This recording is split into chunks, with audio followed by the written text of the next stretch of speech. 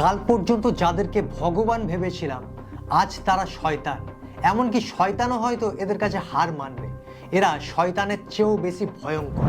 ছোট ছোট বাচ্চাদের সাথে অত্যাচার, যৌন হেনস্থা, এমনকি ধর্ষণ, ছোট ছোট বাচ্চাদের ধরে জোর করে প্রেগনেন্ট করে দেওয়া, এবং সবচেয়ে জঘন্য হলো বাচ্চাদেরকে মেরে তাদের মাংস খাওয়া। এগুলো যারা করতো তাদের যদি নাম আপনি শোনেন তাহলে আপনার পায়ের তলার মাটি সরে যাবে। জেফ্রি এপস্টিন, যিনি বড় বড় বিলিনিয়ারদের ফাইন্যান্সিয়াল অ্যাডভাইজার ছিলেন।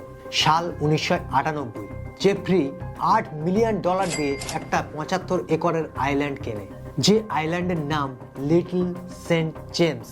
এই আইল্যান্ডে একটি বড় লাক্সারি বাংলো এবং অনেকগুলো ছোট ছোট লাক্সারি ভিলা ছিল। তাছাড়াও ছিল এই আইল্যান্ডে হেলিপ্যাড, আরো অনেক কিছু। এই পুরো আইল্যান্ডটা ছিল একটা স্বর্গের মতো। কিন্তু এই স্বর্গের মতো আইল্যান্ডে এমন এমন কাজ করা হতো যা কোনো নরকের চেয়ে কম ছিল না। এবং এই আইল্যান্ডে যত নোংরামো হতো সব নোংরামোর পিছনে জড়িত ছিল এপস্টিন, এবং এপস্টিনের সাথে জড়িত ছিল আরো একজন, তার বউ। এপস্টিনের বউ বিভিন্ন জায়গাতে গিয়ে সেখানকার সুন্দরী নাবালিকা গরিব মেয়েদেরকে চুজ করত। তাদেরকে গিয়ে বোঝাতো যে তাদেরকে পড়াশোনার দায়িত্ব নেবে সে, তাদেরকে ফাইন্যান্সিয়াল সাপোর্ট করবে, এই বলে নিয়ে আসতো এপস্টিনের এই আইল্যান্ডে। এমনকি অনেক মেয়েকে বলতো যে শুধুমাত্র বডি ম্যাসাজ করতে হবে, যার জন্য সে $200 থেকে $400 পাবে। কিন্তু এই মাসাজ বা এই ফাইন্যান্সিয়াল সাপোর্টের কথা বলে নিয়ে এসে তাদের সাথে যে নারকীয় অত্যাচার করা হতো সেটা ভাবনা চিন্তার বাইরে। এদের প্রধান শিকার ছিল 13 থেকে 17 বছরের মেয়েরা। এরা ছোট ছোট বাচ্চাদেরকে যৌন হেনস্থা করত, তাদেরকে ধর্ষণ করত, এমনকি ছোট ছোট বাচ্চাদের ধরে জোর করে প্রেগনেন্ট করে দিত। এবং সবচেয়ে জঘন্য ব্যাপার হলো এরা ছোট ছোট বাচ্চাদের কেটে তাদের মাংস খেত। এবং তার চেয়েও জঘন্য ব্যাপার হলো এরা ছোট ছোট বাচ্চাদের নাড়ি ভুঁড়ি বের করে তাদের মলমূত্র খেত। এমনকি এরা কাবার পবিত্র কাপড় দিয়ে ব্ল্যাক ম্যাজিকও করতো। এরা পুরো দুনিয়া তথা পুরো ইসলাম বিশ্বকে নিজেদের কন্ট্রোলে আনার চেষ্টা করছিল এবং নিজেদের কন্ট্রোলে আনার প্ল্যান বানাচ্ছিল এই আইল্যান্ডেই বসে। এমনকি এই আইল্যান্ডে তারা শয়তানকে পুজো করত। আরো কত জঘন্য কাজ করতো এরা এই আইল্যান্ডে, সেটা ভাবার বাইরে।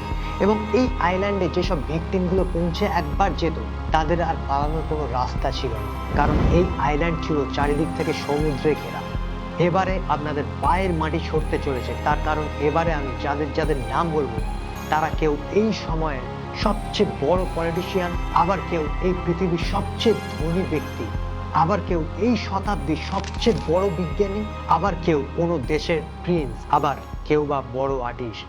এই নামগুলো শোনার পরে আপনি আপনার কানকেও হয়তো বিশ্বাস করতে পারবেন না।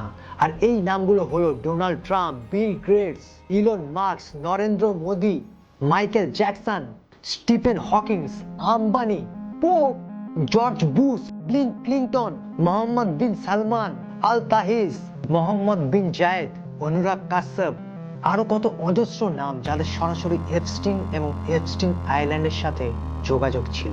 এবং এরা কে কি করেছে এই আইল্যান্ডে এগুলো সবই বলবো এই ভিডিওতেই। সাল 2009 গ্যাব্রিয়াল নিকো নামের এই মেয়েটা চেঁচিয়ে চেঁচিয়ে তখন সত্যি কথা বলছিল। সে তখন বলছিল এরা সকলে মানুষের মাংস খায়, কিন্তু তখন কেউ এই মেয়েটার কথা বিশ্বাস করেনি। সকলে ভেবেছিল এই মেয়েটা হয়তো পাগল, এবং এই মেয়েটাকে তখন পুলিশ অ্যারেস্টও করে নিয়েছিল। এবং সবচেয়ে রহস্যের ব্যাপার, এই মেয়েটার তারপরে আর কোনো খোঁজ পাওয়া যায়নি। রহস্যজনকভাবে এই মেয়েটা পুরো পৃথিবী থেকে গায়েব হয়ে গিয়েছিল।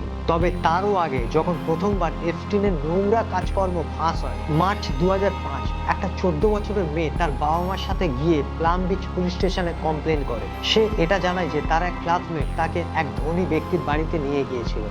এটা বলে নিয়ে গিয়েছিল যে সেখানে তাকে শুধু মাসাজ দিতে হবে এবং তার পরিবর্তে সে $200 থেকে $300 পাবে। সেই সময়ে $200 থেকে $300 মানে অনেক টাকা। কিন্তু মাসাজের নাম করে নিয়ে গিয়ে এপস্টিন তার সাথে যৌন হেনস্থা করে। এবং পুলিশ যখন ওই মেয়েকে জিজ্ঞাসা করে যে তুমি কি আর কাউকে চেনো যে এমন কাজের সাথে যুক্ত বা যে তোমার মতো ফেঁসে গিয়েছে, তখন সেই মেয়ে একজনের নাম জানায়। এবং সেই একজনকে ধরতে আরো দুজন, সেই দুজনকে ধরতে আরো 4 জন, এইভাবে একটা চেন বেরিয়ে আসে যারা প্রত্যেকেই ছিল এপস্টিনের ভিকটিম। এবং এদের প্রত্যেকের প্যাটার্ন একই ছিল, মাসাজ করার নাম করে নিয়ে গিয়ে এদের সাথে যৌন হেনস্থা, এমনকি ধর্ষণ। প্রায় 1 বছরের মধ্যে মার্চ 2006 পুলিশ এপস্টিনের বিরুদ্ধে প্রায় প্রত্যেকটা এভিডেন্স জোগাড় করে নিয়েছিল এবং এই কেস এতটাই স্ট্রং কেস ছিল যে জুলাই 2006 থেকে FBI এই কেসের ইনভেস্টিগেশন শুরু করে। এই কেসের নাম দেয়া হয় অপারেশন লিভ ইয়ার। পুরো একটা রিপোর্ট তৈরি হয় এপস্টিনের বিরুদ্ধে। ইন্টারন্যাশনাল সেক্স ট্রাফিকিং এর চার্জ লাগানো হয় এপস্টিনের বিরুদ্ধে, আমেরিকায় যার সাজা প্রায় 45 বছর। কিন্তু মায়ামির ফেডারেল অ্যাটর্নি আলেকজান্ডার আকোস্টা এপস্টিনের লয়ারদের সাথে একটা সিক্রেট ডিল করে, যেখানে বলা হয় যে এপস্টিনের বিরুদ্ধে দুটো ছোট প্রস্টিটিউশনের কেস দেওয়া হবে এবং সেই দুটো ছোট কেসকে এপস্টিন স্বীকার করে নেবে, যার ফলে এপস্টিনের বিরুদ্ধে লাগানো ইন্টারন্যাশনাল সেক্স ট্রাফিকিং এবং আরো বড় চার্জগুলো সবই মুছে যাবে। এবং সেই মতো ওই দুটো ছোট দোষ এপস্টিন স্বীকার করে নেয় কোর্টের সামনে, যার ফলে তার মাত্র 18 মাসের জেল হয় এবং এই জেল ছিল তার জন্য একটা লাক্সারি জেল। তাছাড়াও এপস্টিন তার লাক্সারি বাংলোতে সপ্তাহে 2 বার করে যেতে পারত। আর এগুলোর পরেও এপস্টিন তার সাজা শেষ হওয়ার প্রায় 5 মাস আগে বেরিয়ে আসে জেল থেকে। 2009-এ এপস্টিন পুরোপুরিভাবে ছাড়া পেয়ে যায় এবং তারপরে এপস্টিন আগের চেয়ে আরো ভয়ঙ্কর হয়ে ওঠে। একে একে সে বড় বড় বিলিনিয়ার এবং পাওয়ারফুল মানুষদের সাথে হাত করতে শুরু করে। তার সেই আইল্যান্ডে ওয়াইল্ড পার্টি অর্গানাইজ করতে শুরু করে। দিনে দিনে এপস্টিনের নেটওয়ার্ক আরো বেশি স্ট্রং হচ্ছিল এবং আরো বেশি পাওয়ারফুল হয়ে উঠছিল। তার বিরুদ্ধে প্রমাণ করা বা কথা বলার মতো তখন আর কেউ ছিল না। তার আরো একটা সবচেয়ে বড় কারণ, এপস্টিন এখন থেকে যা যা করছিল সবই তার প্রাইভেট আইল্যান্ডে করছিল। কিন্তু এমন এক জার্নালিস্ট যাকে ওয়ান ম্যান আর্মি বলা যায়, জুলি ক্লাইভ ব্রাউন, যে 2009 থেকে এপস্টিনের কেস খুব ক্লোজলি স্টাডি করছিল এবং প্রায় 10 বছর ধরে এই কেস নিয়ে ইনভেস্টিগেশন করার পরে নভেম্বর 2018-তে একটা রিপোর্ট পাবলিশ করে, যে রিপোর্টে এপস্টিনের সমস্ত নোংরা কাজকর্ম এমনকি 80 জন ভিকটিমকে আইডেন্টিফাই করা হয়, যার মধ্যে 8 জনের ইন্টারভিউ এবং ডকুমেন্টারি করা হয়। এই রিপোর্ট সেই সময় পুরো আমেরিকাকে নাড়িয়ে দেয়। পুরো আমেরিকা প্রোটেস্ট শুরু করে দেয়। শেষ পর্যন্ত আমেরিকার সরকার চাপে পড়ে জুলাই 2019-এ এপস্টিনকে আবার অ্যারেস্ট করতে বাধ্য হয়। কিন্তু এবারে সরাসরি তার বিরুদ্ধে ইন্টারন্যাশনাল সেক্স ট্রাফিকিং এর চার্জ দেওয়া হয়।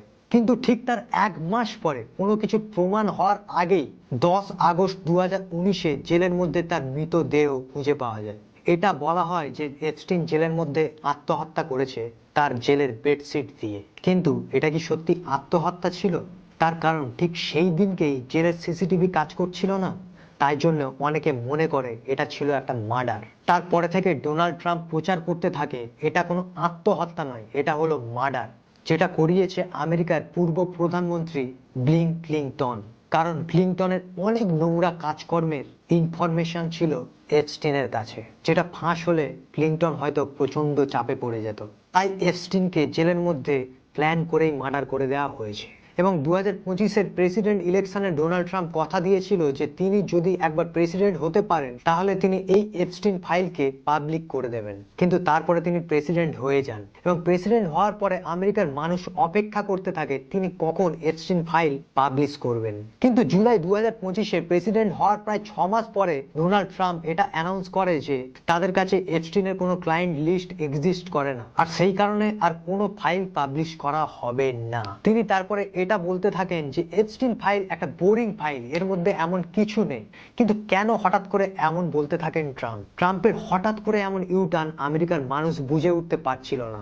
আমেরিকার জনতার মনে এই ফাইল নিয়ে কিউরিওসিটি আরো দ্বিগুণ হয়ে যায় এবং এই কিউরিওসিটি থেকে তারা একে একে খুঁজে পায় ডোনাল্ড ট্রাম্প এবং এপস্টিনের মধ্যে সম্পর্ক। ট্রাম্প এবং এপস্টিনের বন্ধুত্ব প্রায় 20 বছরের পুরনো এবং তাদের মধ্যে এতটাই ঘনিষ্ঠতা ছিল যে তারা সপ্তাহে প্রায় 3 বার ফোনে কথা বলতো। প্রায় প্রতিটা পার্টিতে এপস্টিনকে ট্রাম্পের সাথে এবং ট্রাম্পকে এপস্টিনের সাথে দেখা যেত এবং এপস্টিনের সাথে ট্রাম্পের এমন সম্পর্ক যখন আমেরিকার জনতা বুঝে যায় তখন আমেরিকার জনতা বুঝতে পারে যে ট্রাম্প কিছু লুকোতে চাইছে। সেই কারণে আমেরিকার জনতা আবার প্রোটেস্ট শুরু করে। তাদের একটাই দাবি, এপস্টিন ফাইল পাবলিশ। যার ফলে চাপে পড়ে আমেরিকার কংগ্রেস ভোটের মাধ্যমে একটা বিল পাস করে নভেম্বর 2025-এ। যে বিলে স্পষ্ট করে বলে দেওয়া হয় যে জাস্টিস ডিপার্টমেন্টকে 30 দিনের মধ্যে এপস্টিনের সমস্ত ফাইল রিলিজ করতে হবে। তারপর 19 ডিসেম্বর জাস্টিস ডিপার্টমেন্ট কিছু ফাইল রিলিজ করে এবং তারপরে 23 ডিসেম্বর প্রায় 30,000 ফাইল রিলিজ করে এবং তারপরে সেই দিন আসে 30 জানুয়ারি 2026। 35 লক্ষ পেজ এবং 18 লক্ষ ফটো সমেত এমন একটা ফাইল রিলিজ হয় যা পুরো বিশ্বকে নাড়িয়ে চাড়িয়ে রেখে দেয়। এপস্টিনের নোংরা কাজকর্মের সাথে যুক্ত এমন এমন নাম উঠে আসে যেগুলো কেউ কখনো হয়তো স্বপ্নেও ভাবতে পারেনি, যার প্রধান কয়েকটি নামের মধ্যে একজন হলো ডোনাল্ড ট্রাম্প। এপস্টিন এবং ডোনাল্ড ট্রাম্পের শুধুমাত্র বন্ধুত্ব ছিল এটা নয়, তাদের দুজনের নোংরামোর প্যাটার্ন, দুজনের চয়েস সবকিছু একই ছিল। আর ট্রাম্পের সাথে এপস্টিনের সম্পর্ক এতটাই গভীর ছিল যে তারা প্রতিটা সপ্তাহে ফোনে একে অপরের সাথে আলোচনা করত যে তারা এই সপ্তাহে কোন মেয়ের সাথে কিভাবে কতটা নোংরামো করেছে। এবং এই তালিকায় অনেক বাচ্চাও ছিল, যে বাচ্চাদের সাথে ট্রাম্প দিনের পর দিন ধরে নোংরামো করত। এমনকি ট্রাম্প বাচ্চাদের ফ্যাশন শোতে যেত এটাই টার্গেট করতে যে তার নেক্সট টার্গেট কোন বাচ্চা হবে। এমনকি একজন শেখ তার বাচ্চা মেয়েকে ট্রাম্পের কাছে গিফট করেছিল। এমনকি ট্রাম্প এবং এপস্টিন দুজনে একই সময়ে একই সাথে একটা মেয়ের সাথে জোর করে ধর্ষণ করেছিল। এই আইল্যান্ডে যত নোংরা কাজকর্ম করা হতো তার বেশিরভাগ নোংরা কাজকর্মে ট্রাম্পও জড়িত ছিল। এবং লাগাতার পৃথিবীর 1 নম্বর ধনী তালিকায় আসা বিল গেটস সম্পর্ক কি ছিল এপস্টিনের সাথে? যে বিল গেটসকে আমরা একটা আইডল মানি, যে বিল গেটসকে অনেকে ভগবানের আসনে বসিয়েছিল, সেই বিল গেটসের নোংরামোর কথা শুনলে আপনারা চমকে যাবেন। বিল গেটস যিনি রাশিয়ান মেয়েদের সাথে নোংরামো করতে খুব পছন্দ করতেন এবং এপস্টিনের দেওয়া একটা রাশিয়ান মেয়ের সাথে বিল গেটস নোংরামো করার পরে বিল গেটসের সেক্সুয়াল ডিজিজ হয়ে যায়। তার কারণ ওই সেক্সুয়াল ডিজিজ আগে থেকে ওই রাশিয়ান মেয়ের মধ্যে ছিল। তারপরে এপস্টিনের সাথে বিল গেটসের এটাই কথা হয় যে এই সেক্সুয়াল ডিজিজের কথা তারা পুরোপুরি গোপন রাখবে এবং এপস্টিন বিল গেটসের কাছে টাইম টু টাইম ওষুধ পৌঁছে দেবে। এমনকি বিল গেটস, এপস্টিন এরা ডিপপুলেশনের কথা ভাবতো, অর্থাৎ এরা মনে করতো যে পৃথিবীর জনসংখ্যা আরো কমা উচিত। আর সেই কারণেই হয়তো এই আইল্যান্ডে বসে প্যান্ডামিক ছড়ানোর চিন্তা ভাবনা করেছিল বিল গেটস। এমনকি বিল গেটস 2017 সালে তিনি বলেছিলেন যে খুব তাড়াতাড়ি একটা বড় প্যান্ডামিক আসতে চলেছে যেখানে কোটি কোটি মানুষ মারা যাবে। এবারে ভেবে দেখুন, যে মানুষকে আপনি ভগবানের আসনে বসিয়ে সেই মানুষ আপনাকে মারার চেষ্টা করছিল ওই আইল্যান্ডে বসে। এবং বিল গেটসের মতো আরো একজন সম্মানীয় ব্যক্তি যাকে এই শতাব্দীর সবচেয়ে বড় বিজ্ঞানী মানা হয়, স্টিফেন হকিং, যিনি বিজ্ঞানকে এক নতুন রাস্তা দেখিয়েছেন, যার অবদান ব্ল্যাক হোল থিওরিজ, কোয়ান্টাম ফিজিক্সে অনস্বীকার্য। তিনি পুরোপুরি পঙ্গু ছিলেন, শুধুমাত্র তার মাথা চলতো। কিন্তু সেই রকম একজন ব্যক্তি এই আইল্যান্ডে কি করছিল, তার কি সম্পর্ক ছিল এপস্টিনের সাথে? যদিও হকিংসের রিসার্চের অনেক ব্যয় বহন করত এরা, তার মানে কি তাদের নোংরা কাজকর্মকে ঢেকে রাখার জন্য হকিংসকে ঢাল বানিয়ে রাখতে চেয়েছিল, নাকি তিনিও এদের মতোই?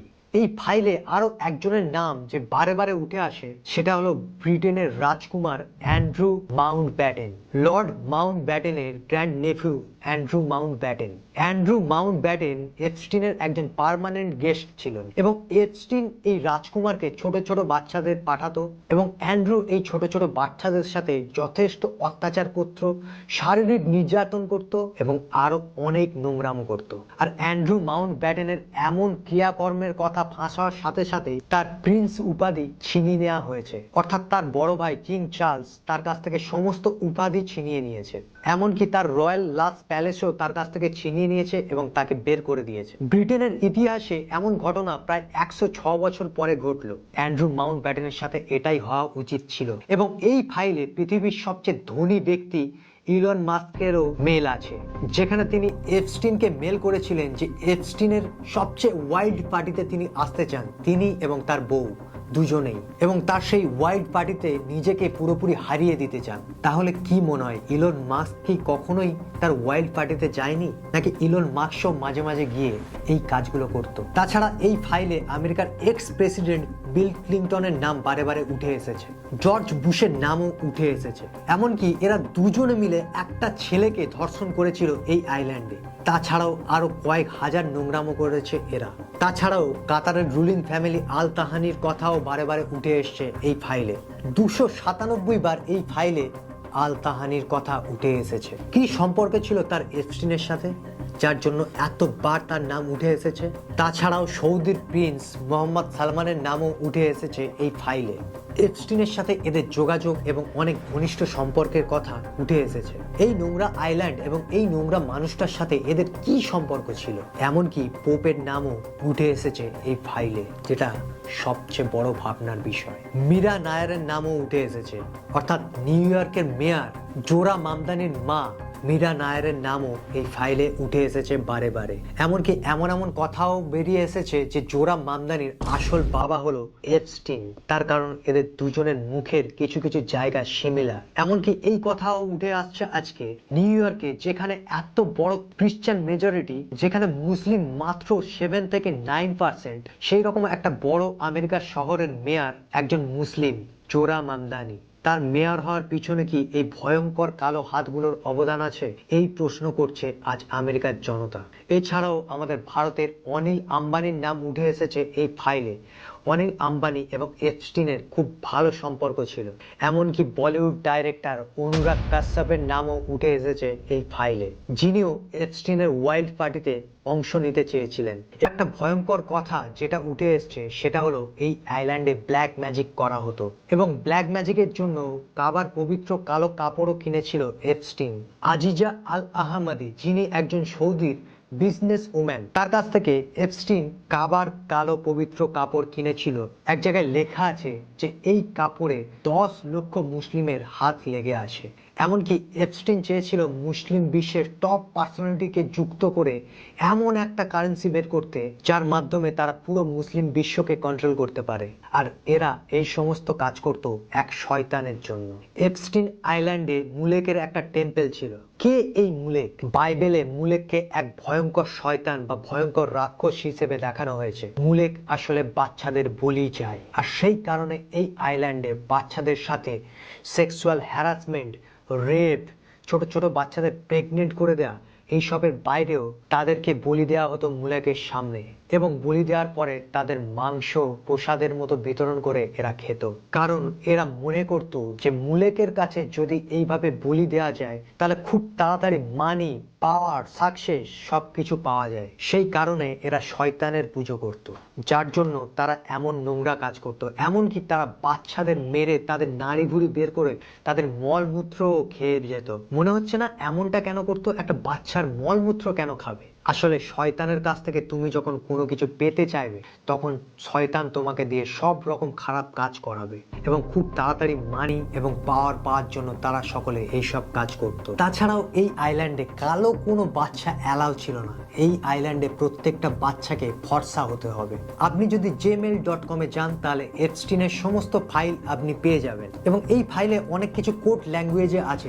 FBI এমন কিছু কোড ল্যাঙ্গুয়েজ বের করেছে যেখানে যেখানে হটডগ লেখা আছে তার মানে হলো বয়, পিৎজা তার মানে হলো গার্ল, চিজ তার মানে লিটল গার্ল, আইসক্রিম তার মানে মেল প্রস্টিটিউট, ম্যাপ মানে সিমেন। এইরকম প্রচুর কোড ল্যাঙ্গুয়েজ আছে এই এপস্টিন ফাইলের মধ্যে। আসলে এই আইল্যান্ডে যে কত ভয়ঙ্কর ভয়ঙ্কর কাজ করা হতো সেটা আপনার আমার চিন্তা ভাবনার বাইরে।